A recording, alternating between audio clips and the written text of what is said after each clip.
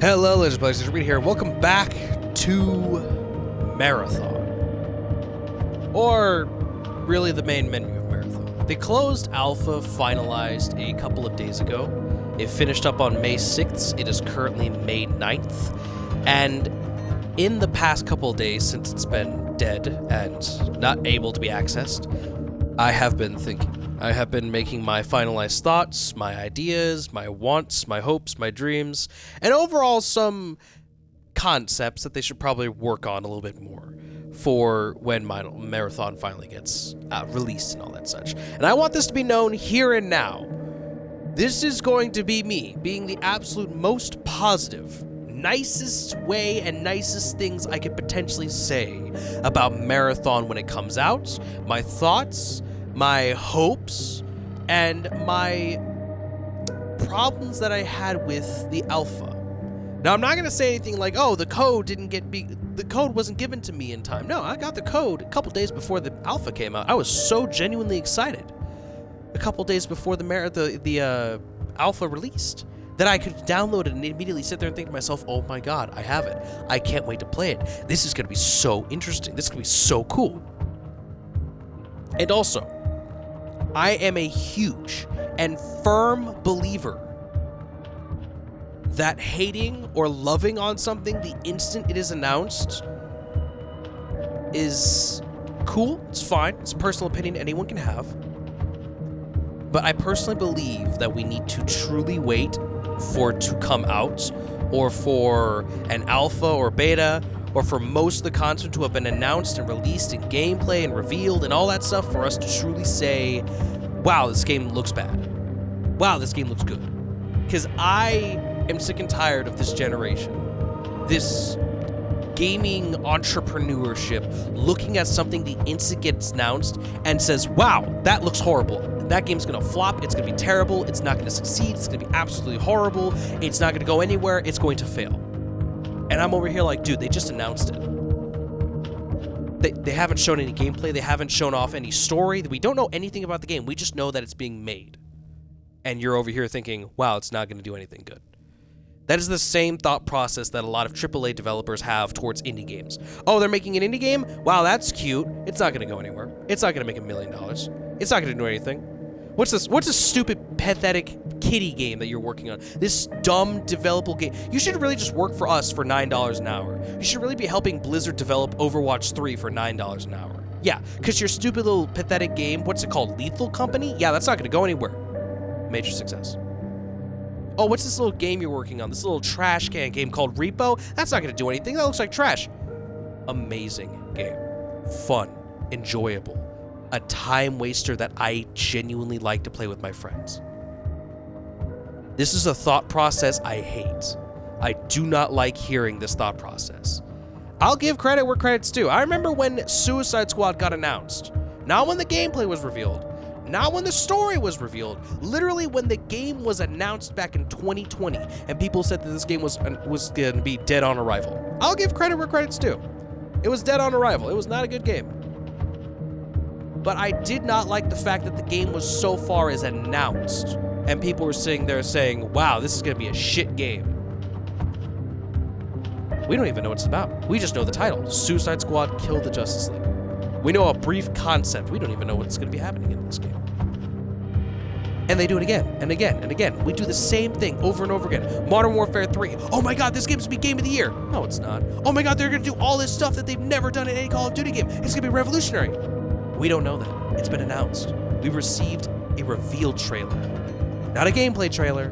Not a story trailer. A reveal trailer. We know that the game's coming out. So why are we making assumptions?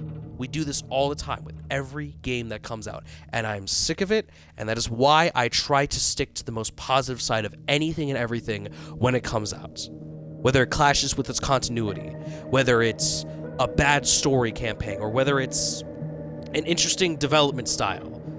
Turning Marathon from a first-person shooter story-based game into an extraction shooter. The instant I heard extraction shooter and it was a hero selector, people lost their shit. People were not happy. People said that this game was going to be dumb, it was not going to be well received, it was not going to be enjoyed, all of these things. I didn't say anything. Because in my eyes, I sat there and said, well, I don't know what Marathon's about. I don't know what an extraction shooter is. I don't know what a hero character gameplay is. I've never played Overwatch. I've never played Marvel Rivals. Yes, I have. But I want to give Marathon the time of my day to experience what they believe a hero selector and a extraction shooter is. I want to give them the opportunity to be like, oh, you've never played an extraction shooter? Well, welcome to Marathon. We have that. You want to try it out? And here we are. This is the thing that I do with every single video game. I'm going to act like I've never experienced this stuff before. I've never experienced a first-person story mode game until I played Batman Arkham Knight. That's a lie. I played Portal 2. I played Minecraft. I've played multiple other games. No? I give it every time. I give it every time.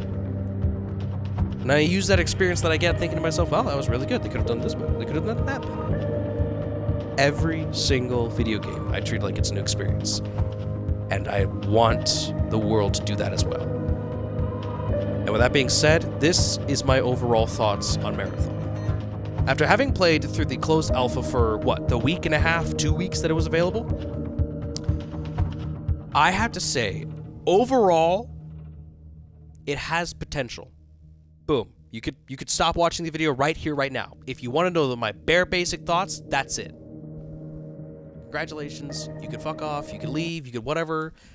Those are my bare minimum, bare basic thoughts. It has potential. Now, if you want to know why, simple. Gunplay was amazing. This game felt like an odd combination of Halo's weaponry and Destiny 2's weapon crafting. The weapons felt fair to the point that I didn't feel like, oh god, he has a shotgun, I'm already dead. Oh no, he has a machine gun, I'm fucked. That guy has a sniper rifle, damn, I just got this pistol. It doesn't feel that way. It feels like the only thing that matters is, oh, I have this gun, am I good with this gun? It takes this weapon type, it takes this ammo type. Do I have that much ammunition on me? I do? Good. Do I have any abilities that are ready? I do? Perfect. I may not win, but I have a chance. And after having dealt with Destiny 2's multiplayer for the past 7 years of my life, having a stable and fair chance to do anything has not exactly been an option for me. I have had to experience multiple metas where if you weren't using the perfect, most overpowered gun of the season, of the DLC, of the episode, of the whatever, you either didn't stand a chance or you were basically going to lose. You had the opportunity to fare evenly with them, 50-50. Maybe you may not kill them and get a killing spree. Maybe you'll just trade with them, kill them as they kill you, or maybe you're just going to die. I've experienced multiple different metas. From Luna's Howl and Mindbender's Ambition, to the Reclusan Mountaintop, the Fellwinter's Lie, to Graviton Lance, Redrix's Stock, Redrix's Claymore, Redrix's Broadsword, Sheora's Wrath, the Immortal. I have seen so many different guns absolutely terrorize the Crucible to the point that anytime I feel like I go in there with an original build with guns I haven't used in forever, I feel like I know for a fact I'm going to lose or I'm going to get demolished because someone on the opposing team, at least one person's going to be using a gun that I cannot fight against. It will be that powerful, it will be that overplayed, it will be that overpowered that I can't fight against it. And in Marathon, I don't feel that way. Now, of course, there are weapons that can one-shot kill you. Sure, there's a weapon like the shotgun. If you're too close, it will just drop you to the ground. A sniper rifle, headshots to the head, you will get downed. But outside of that, that's still fair. They still have to either A, get the headshot, or B, get close enough to me that I can't insta-kill them. They still have to risk all of their loot and risk missing their shot to get me. That's still fair. Marathon has been a genuinely interesting game to me because every single firefight has felt like an oddly fair firefight. Granted, the time to down someone in this game has been so astronomically quick that it really feels like you need to be on edge. You need to consistently keep your eyes on the back of your head. And once I got that message in me, it felt like I knew, okay, someone's probably over there. Someone's probably sniping me from there. Oh, there's a loot box over here? Okay, I'm gonna loot this, but someone has to be watching. It truly felt like I need to be aware of my surroundings and my situation. And if I wasn't, then no one else in the team would be. Playing with randos, I felt like if I wasn't doing it, they weren't doing it. I had to trust myself to do their work for me. In a group of friends, same situation. I had to assume, okay, he's probably watching my back, but just in case he isn't, I'm watching his. This is a huge teamwork game with an amazing gunplay system and heroes that don't necessarily feel too overpowered or underpowered. Each and every single character did not feel like I needed to have that character in order to survive. Each character did have their roles though. Glitch and Locust were the more offensive and defensive types, whereas Blackbird and Void were more of the escapist and the scanner types. Blackbird was made exclusively to scan the environment. If you were not scanning the environment, you were playing that character wrong. Void was supposed to be that character of if things got hairy, he could pop a smoke bomb, take care of some bad guys, or run. If shit hit the fan, the people that would potentially be doing that, the people that would be making shit hit the fan would be the Glitch actively using their charged bazooka arm cannon on people and running around the map scaring the crap out of them, or Locust using his charged, rocket cannons? And if things got too bad, he could just pop out his shield and act as a defensive unit. None of them felt too overpowered, but they all felt useful in their own way. If you loved going into firefights, Locust and Glitch felt like the characters for you. If you loved being sneaky, getting in, getting out, then obviously it was Blackbird and Void. It was helpful to have someone of those characters on your team, but it didn't make you feel like, oh man, we don't got a Blackbird, we don't got a scanner, we're fucked. No, it didn't feel that way. Oh man, we don't got a Blackbird? Man, that just means we need to be more aware of our surroundings. They can scan us, we can't scan them. What do we have? We got a Locust? Great. If they scan us, you're going to be next to us. Anytime we start hearing fires, I want you to drop that shield. It felt like the perfect game where you needed to have precise teamwork, or at least good enough to get to exfil. Gunplay felt great. Heroes didn't feel individual enough, which is kind of a pro and a con at the same time. I'll definitely say something I would really like them to tweak is potentially Locust, because he felt like the most underpowered character in the crew. His shield means he can't fire, and he can't pick people up. If someone gets down and he pops shield, he's effectively just a walking target. He is a mobile brick wall, and that kind of sucks. And his ultimate, sure, he has the ability to fire missiles at people, but he has to consecutively hit them while firing at them. He has to keep shooting at them and hit them at least, 3 times? He has to hit them 3 times in order for the missiles to actually fire out at people. Scanner, Void, Glitch, they all felt fine. I have no comments on them. The stamina system felt weird because it felt like you were consistently running out of time to run, but at the same time, the map wasn't big enough to the point that you needed to consistently keep running from point A to point B. You could have used some time to sit down, loot around, look around, enjoy the environment, and still be on your feet. The drones, the UESC drones that consistently kept patrolling the areas and inhabited every single major area, North Relay, South Relay, Supply, every major factory or facility or just in general guarded area that there should be bots in, there were almost always bots in every single area. The only thing I have to say about the bots, they were dumb. They pretty much just felt like, oh, it's a bot, that's fine, we can take care of them. If you're not careful, they can and they will drop you. They do the same damage as everyone else. Their melee damage can act like a damn haymaker if you're not at front. Their melee damage almost felt like I was basically having an iron haymaker send me to Jesus. That is essentially what that felt like. Some of them do some really decent damage, others are pretty fair, and they don't feel like that big of a problem. But I will say they should probably tweak the awareness on the drones. I swear to God, I would be hiding behind something, and the instant I peeked out to look if there was a bot looking at me, they would just barely be looking at my direction, and the instant I peeked my head out, all of a sudden, they are aware that I'm there. And because they're aware that I'm there, everyone now is aware that I'm there. There are too many times where I'll just barely catch the attention of one drone and it will signal off to every drone in the game. So maybe tweak that so it doesn't feel like the instant they spot me. Maybe they do some sort of like awareness system, like the more I'm in their line of sight, then they'll pop me. But at the same time, I don't really want them to do that because as of right now, the game feels good. And it's an extraction shooter. It's a very easy to learn and easy to understand extraction shooters. Extraction shooters are not an easy game to get into. They're the type of game genre that sits there and says, hey, we can be very rewarding, but we are insanely punishing.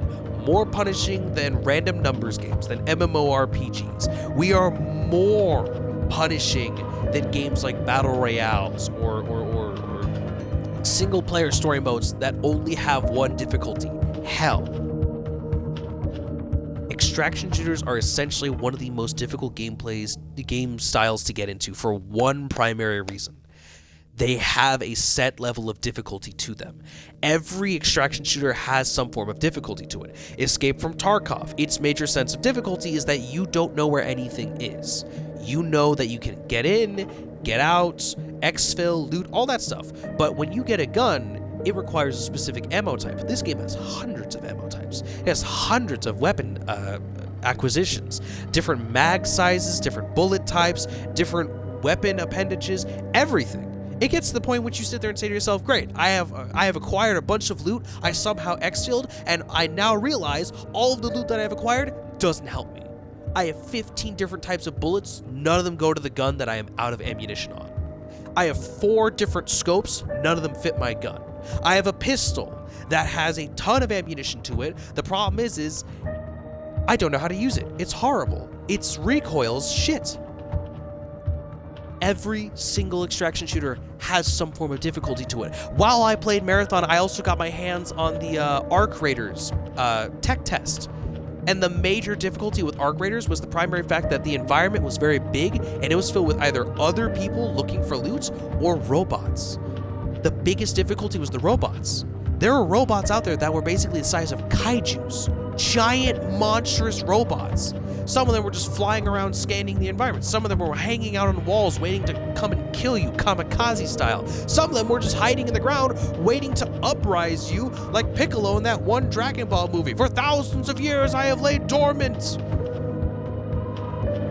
The robots are by far the most terrifying part of that, primarily for one reason, because most of them take different ammo types. If you have light ammo and you're going up against the flying drones, okay, cool. If it's the ones that can't fire back, you're good. If the ones that can fire back, you need medium ammo. Most of the robots need medium to heavy ammo. And you need a gun that can have medium to heavy ammo. If you don't, you're just screwed. You basically have to avoid, you have to sneak, you have to go around. In Marathon, the difficulty is surviving. Going in, looting, and exfilling is the most difficult part of the game. If I could compare Marathon to Arc Raiders, they're both easy extraction shooters. The problem is Marathon is easy to understand. Very easy to understand. Under no circumstance did I ever sit there and question myself, what am I doing? Well, how do I do that? Why am I doing this? I could figure it out fairly quickly. The problem is figuring it out and staying alive. Marathon, I almost always dropped shields because someone fired a couple of bullets at me. Surviving was the hardest thing to do in this game. And the early hours of me playing this, exfilling felt rare. Exfilling felt almost impossible to do because I almost didn't know, okay, I know where I'm going, I know how to survive this, but I'm so new to the game. If someone spots me, I'm so unprepared for them to shoot at me, I'm not sure if I'm ready to fire back. Versus in Arc Raiders, it's a very easy extraction shooter for one reason. It's easy going. It didn't make me feel stressed. It didn't make me feel like I could have died at any moment. The loot was fulfilling, exfilling was easy. It almost felt just like a fun game that I could have played with my friends. Hell, I did. I played Arc Raiders with my friend Landon. He's been on the channel before. It was genuinely a good time. I actually have to edit that video. I have to edit that video sometime soon. Otherwise, it's, the proof of me playing this game and having fun will not be there. And that's going to suck. I genuinely had a good time with Arc Raiders. It felt like a fun, casual time. Versus Marathon, it felt like a sweaty extraction shooter that made me think to myself, I have to survive. I have to get this loot. I have to keep my guns. And at the end of the day, after exfilling, after surviving, after going through numerous firefights, I ran into an unfortunate question that made me completely demolish the game. Why? Why am I looting? Why am I getting all these materials? Why am I getting all these valuables? Why am I getting these guns? What's the purpose of all this? And so far as of right now, for a closed alpha, we don't have one. We don't have one. And that is potentially the biggest disappointment about this so far. I have a well-built, fun-to-play game, but I don't have a reason to continuously keep playing it.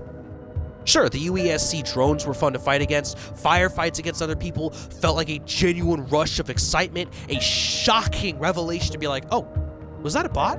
That's a runner! Bazooka! And just absolute carnage breaks through. It's this continuous problem of, oh my god, if I die, is that it? Am I gonna lose all my good stuff? And once I extracted, it felt like a rush. It made me feel like this game really was living up to its potential. Escape can make you God. But then I would look at my inventory, and then I look at my vault, and I'd sit there and I'd say, great, I have all this stuff. What's the purpose for all of it? Sure, I have a bunch of credits that I can go to the black market and buy stuff from. So no matter how many games I kept losing, I could at least be like, okay, let's get a sponsorship. Let's get a sponsorship package. Let's get an Acme sponsorship package. Which Bungie did announce that they will be coming out with different types of sponsorship packages. Like specific ones for Acme or Cyber Acme, Traxxas, Mida, Nucloric. They will be coming out with specific ones so that way you can test your playstyles. And I like that because I'll admit, in the past 2 weeks that I've been playing the game, I only really got my hands on the auto rifle. I got my hands on stuff like the prison rifle, the pistols, the SMGs. I never tested out the machine gun. I never tested out the laser gun. There was a charge rifle of some form in there. A trace rifle, a charge rifle, a laser gun. That's all I'm aware of. I got my hands on it, died, never saw it again. I've seen other people with shotguns before, never got my hands on them. And it made me sad knowing that I was kind of just going in with the same guns over and over again. Don't get me wrong, I got good with them. I got good with the guns. And it felt fair each and every time. It just sucked to know that there were other guns in the game that I could not get my hands on, even though I had enough credits to buy them if they ever appeared in the black market. Even though I had enough materials to craft them if there was weapon crafting. But I still sat there and thought to myself, okay, great. I go in, I grab stuff, I exfil. What's the purpose of the loot? Well, the materials are used so that way you can upgrade your factions. So that way faction upgrades can buy you more stuff in the black market. Okay, cool. And specific factions have different upgrades. In Cyber Acme, you can buy frag grenades. In Traxxas, you can get a backpack, a level 2 backpack. So instead of 8 spaces, you can have a total of 16 extra spaces for when you're exfilling and looting. Okay, that's cool. That's cool. But what happens when I level all of that up?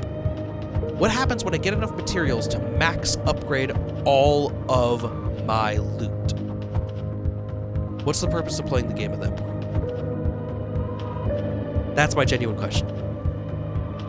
How do I know where certain materials will be? How do I know that? How do I know I won't get frustrated looking for specific materials to the point that I'll quit the game?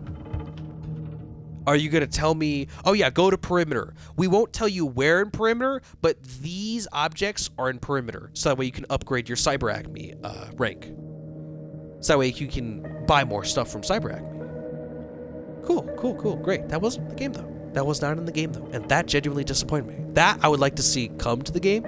Maybe not a direct telling. Maybe not don't tell me, oh yeah, it's in Resupply in Perimeter, or it's in North Relay in Dire Marsh, but just at least tell me like, hey, if you want this rare material, it's RNG, but you can technically find it in Dire Marsh. I would like that. I would like that a lot. Because as of right now, that was potentially my biggest complaint. It came to the point that I stopped wanting to loot for materials. Sure, I could have upgraded my factions to the point that I had a ton of stuff in the black market. I didn't care. It genuinely did not excite me to go out looting for materials. At that point, I just wanted to find valuables. So that way, the only thing I could do was never run out of money. So that way, no matter how many times I died, I have enough credits to the point that I could buy what I wanted from the black market, go back out there, and die again. There was one stream I exfilled 3 times consecutively, and I genuinely had a blast with that. But at the end of each time, I still sat there and thought to myself, yeah, I won, I survived, I exfilled. Man, this rush of excitement feels so awesome. And what did I get out of it? Well, nothing that really interests me. Nothing that really excited me. I got materials that I didn't care about. I'm going in to get stuff that I don't care about so I can survive. Surviving was more of a rush than actually surviving with decent loot. Going in and getting into gunfights was more exciting than exfilling with good loot. And that's where I'm a little bit disappointed in the game. You've built a very good, a very great gunplay system. But I don't feel a need to continuously go back in and keep running over and over and over again. I am scared that this game is going to end up in the exact same situation that Suicide Squad is in. It'll last a little while, but then they're going to have to shut down the major events.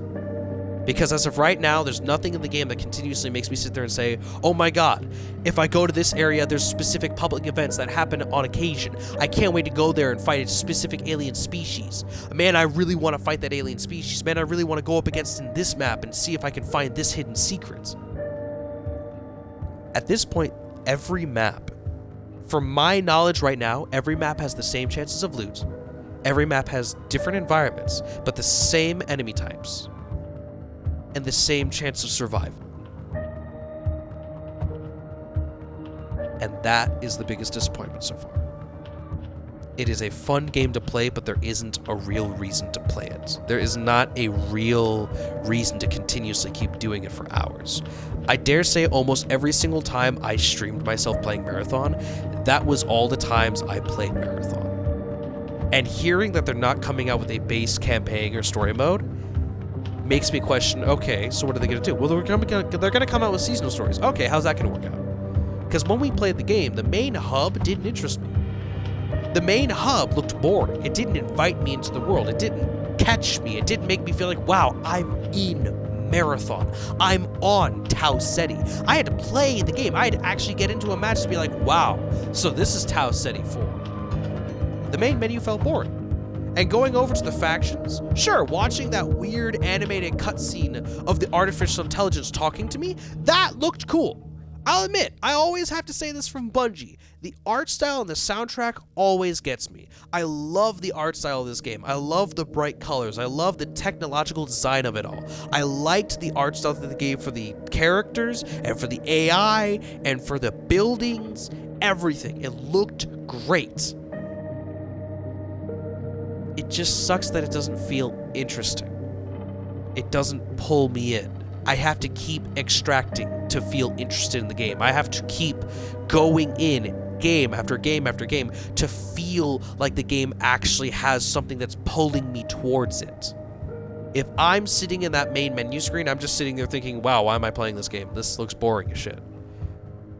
The AI cutscenes felt nice, but then it just felt like I was looking at a PNG loop going on repeat for hours. The faction quests didn't feel like I needed to do them. Sure, they felt rewarding. I won't lie. They felt rewarding. They just didn't feel like I needed to do them. And I'll give Bravo where Bravo is necessary. I'll give bonus points, brownie points, or whatever that you want to call it. Because I did like the fact that as long as you completed the mission, you did need to extract. I'll give him some bonus points for that. It just still sucked that after how good the game felt and how fun and enjoyable it really felt, it didn't feel interesting to keep playing it for long. It felt like a multiplayer game mode for some aesthetic that you really liked, but after you got your fill of the aesthetic, you could just leave and forget about the game until you sat there and thought to yourself, man, I really want this aesthetic again. Oh, that's right, I own Marathon. That's right, let's fill ourselves with that aesthetic. Let's give ourselves this cyber biopunk vibes. I really want this game to succeed. It feels fantastic. It looks great. I just want to be more interested. I want something to say, hey, if you go to Dire Marsh, there's a chance that a public event will spawn that will give really good loot, that will incentivize going to this map versus other maps. Hey, are you trying to upgrade your factions? Okay, what materials do you need? You need those materials? Oh, those materials, won't say where, but they're found in Perimeter. Go looking. And the community will probably come together and be like, hey, they have a 25% increased chance in popping up in supply and in relay. Cool, perfect. Get the community to work together. Get the community to find out where RNG will find itself. If everything is RNG, then it will take me forever to do anything. When the event called The Dangerous Days came out, I felt so relieved to know that the upgrades were maxed out and done for me. I will admit, the upgrades were useful. They were beneficial, and I liked them. I just didn't like the fact that it felt forever to genuinely get the couple of them that I actually got done. And then once Dangerous Days gave them to me, I sat there and thought to myself, wow, this is really beneficial. Now I know what I could be working towards. But it would still take me hours upon hours upon hours just to get a single upgrade done comparative to the maximum amount of upgrades.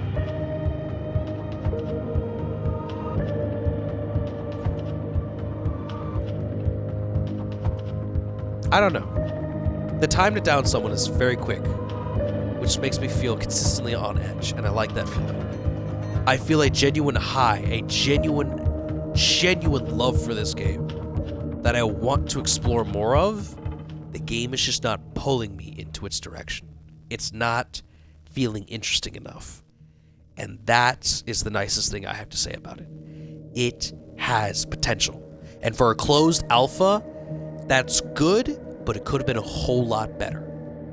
This felt like a genuine 6 or 7 out of 10. This could or should have been an 11 or 12 out of 10.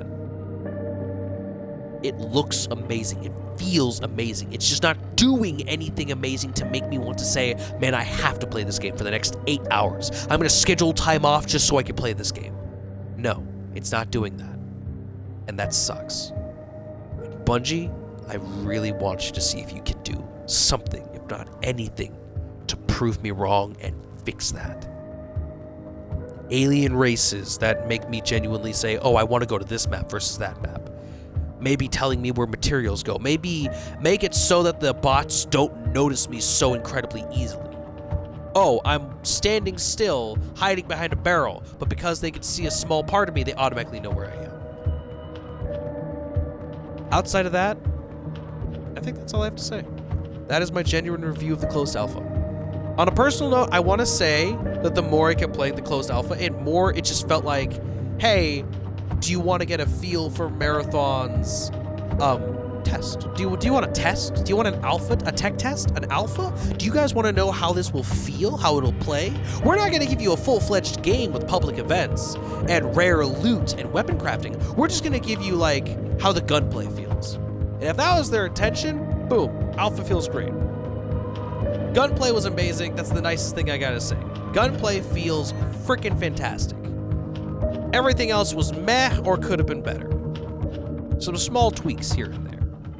But outside of that, they're making a decent game that has the potential and the chance to be a really fun, a really good extraction shooter. And God, I want to see that happen. I want to see this game succeed. But as of right now, I don't feel it and I don't see it. It's an easy game to understand, but it's a very difficult game to survive in, which is the exact opposite of Arc Raiders. Very somewhat difficult game to understand and figure out where things are, but it's very easy to survive. And that sucks, especially since Bungie is still making content for Destiny 2. They just made their live stream for Destiny 2 not that long ago about their next upcoming year of DLC, the Year of Prophecy. It almost scares me to know that Destiny 2 could potentially bury Marathon, just because there's more hype around this DLC than there is about this game. And that is disappointing, and that is scary, and that is shocking. I feel like Bungie is hiding too much about this game. They're not announcing enough, they're not telling us enough, and it feels like the less that they tell us, the closer they get to the date. It's either that they don't have something, and when this game releases, it's going to feel undercooked, unloved, and wasted money, and that this could end up like the next Suicide Squad, where it does still have a small cult following, but it won't be enough to keep it alive. And I don't want that to happen. So like I said, this game has potential. Bungie, please don't waste the potential in this game. And that's everything nice I have to say about this game. That's the nicest thing I can say about this game. Absolutely the nicest thing I can say about this game. And until then, that is all for this time. Hope you guys enjoyed the video. Please don't forget to like, comment, subscribe for more, and I'll see you, Legend Players, in next video. Bye-bye!